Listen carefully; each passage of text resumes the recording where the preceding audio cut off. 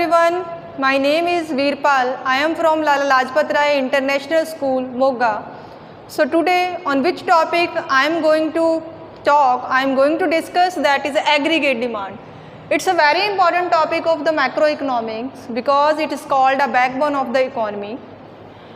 It's called a backbone of the economy. Backbone means totally development of the economy depends upon the aggregate demand. How development or progress of the economy depend upon the aggregate demand? Because it is a planned expenditure. Firstly, let's know the definition. What is the meaning of aggregate demand? Aggregate demand refers to a total demand of goods and services in an economy during an accounting year. That means in simple language we can say it is a planned expenditure, and don't be confused it or don't be take it in physically units or in individually. It is a planned expenditure of all the sector of the economy.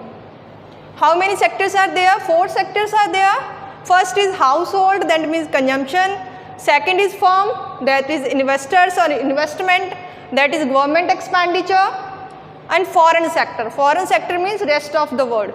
So this expenditure, planned expenditure of these 4 sectors, we can say it is a aggregate demand. So aggregate demand is a total planned expenditure, how much they are planning to expand in the coming year for the year, that is a aggregate demand. And do you thought why we have just talked for a 1 year, just why we do take only a 1 year? The reason is that because which economics we are following, that is a macroeconomics of Keynesian.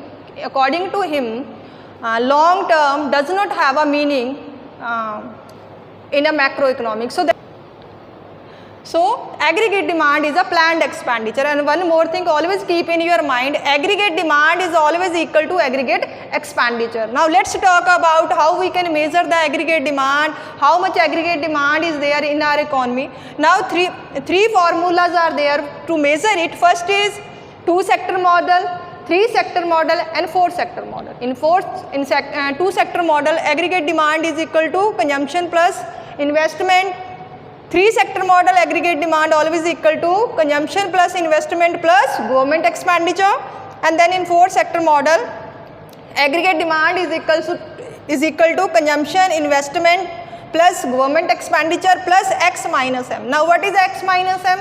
X is export, M is import. So we will take only net export. We need only net export. So I have represented this whole data by the diagram. Now look at the diagram.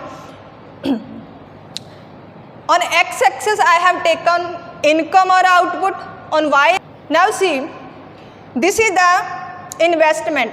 Now it is a constant investment. Why it is a constant investment? It is an autonomous investment. As we know, autonomous investment does not influenced by either by the profit or level of income. So it is a constant. Now see, it is a consumption. See, when my income was rising, consumption also rising side by side, as well as aggregate demand also has increased. So see, and one more thing, this gap between these two and between these two should be equal. So it is a diagrammatically presentation. I hope you got what I have taught you. Thank you. Have a nice day.